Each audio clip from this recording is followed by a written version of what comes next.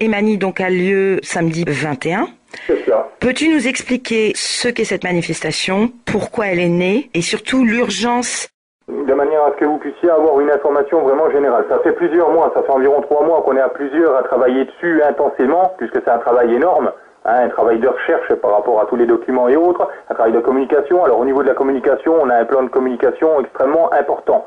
On a été épaulé par une grosse association. Et par exemple, à partir de demain, sur la moitié du parc des bus de ville de Besançon, nous aurons une affiche de 1 mètre au carré derrière les bus. On aura 41 bus qui vont tourner pendant une semaine sur Besançon pour informer de la manifestation.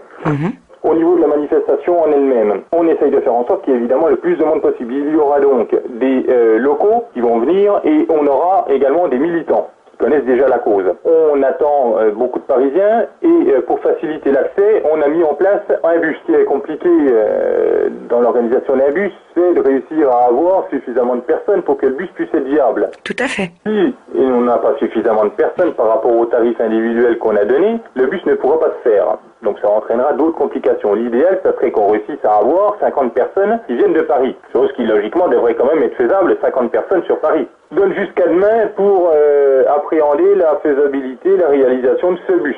Au jour d'aujourd'hui, tu connais le taux de remplissage exact? Exact. Même ce taux-là est difficilement appréhendable, puisque on a des personnes qu'on sait qui viendront, mais on n'a toujours pas la réservation ferme. Alors on parle de réservation ferme à partir du moment où on reçoit le paiement des gens. On avait jusqu'à maintenant la possibilité soit de payer par chèque, soit de payer via PayPal. Internet. Au jour d'aujourd'hui, vu les délais, le paiement par chèque n'est plus envisageable. Et donc il y a uniquement aujourd'hui, jusqu'à demain matin, le paiement sur PayPal de possible. Donc depuis qu'on a mis un peu la pression, entre guillemets, sur Facebook ou sur d'autres sites, on a les gens qui sont réveillés. Donc on a là tous les jours, depuis 3 jours, des nouvelles personnes qui s'inscrivent. Mais on n'en a toujours pas suffisamment. Il nous manque environ une vingtaine de personnes pour que le bus soit viable. D'accord. On a une dernière chance en modifiant la taille du bus, si jamais demain on n'a pas nos 50 personnes. Mais enfin, ça sera encore énormément compliqué. Donc ça, c'est par rapport au transport.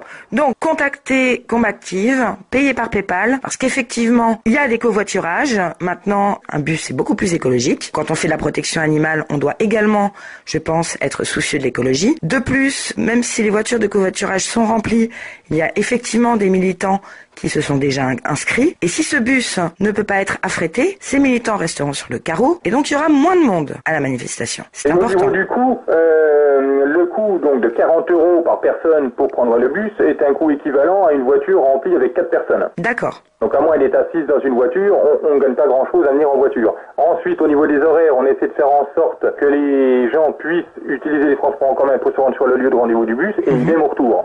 Parle-nous de l'organisation de la manifestation à Emani en elle-même. Nous avons donné comme point de rendez-vous l'ancienne gare du village d'Emani. Il y aura des signalisations, il y aura des affiches en amont du village. Nous donnons rendez-vous à midi, de manière à avoir un peu le temps de se rencontrer les uns les autres et puis de se préparer. Et aussi le temps de manger aux personnes qui arriveront. La manifestation commence à 13h30, donc on aura de midi à 13h30 pour discuter et puis pour manger. Au niveau du repas, on a prévu sous les tentes qui abriteront les tentes chauffées différentes choses à manger. Donc les gens choisiront ce qu'ils veulent. L'idéal, ça sera de réserver. Enfin, l'idéal est de réserver dès maintenant sur le mail de Combactive. Donc contact@combactive.fr ou le mail particulier pour la manifestation emani@combactive.fr. Au niveau de l'alimentation, il y aura donc différentes pâtisseries. Tout est vegan. Une assiette complète avec du sétan à la sauce cacahuète et ces céréales qui vont avec au tarif de 4,50 €. Il y aura des boissons froides et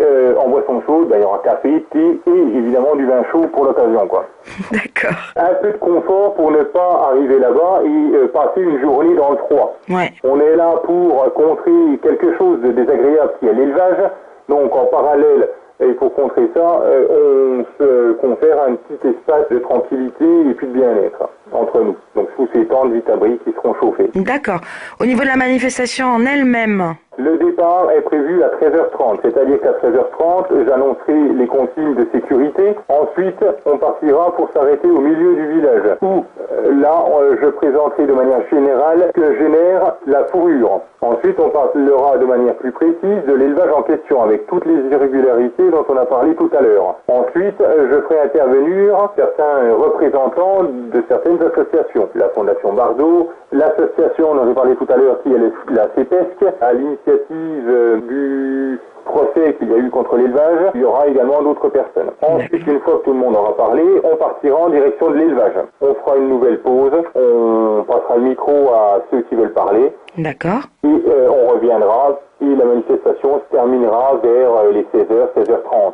On espère qu'il y aura vraiment beaucoup de monde. On attend plus de 300 personnes. Donc le but n'est pas simplement d'aller manifester pour manifester, puisque c'est vrai qu'aujourd'hui il y a beaucoup de manifestations. Le but de cette manifestation-là est vraiment clair, net et précis, c'est la fermeture de l'élevage. On ne peut pas laisser faire aujourd'hui n'importe quoi à n'importe qui. Tout à fait. Donc Fabien, dernier mot par rapport aux militants qui hésiteraient encore à venir à Emani? Moi je dirais que c'est pas trop à moi à motiver les militants. Les militants doivent se mobiliser d'eux-mêmes, d'ailleurs qu'ils soient militants ou pas.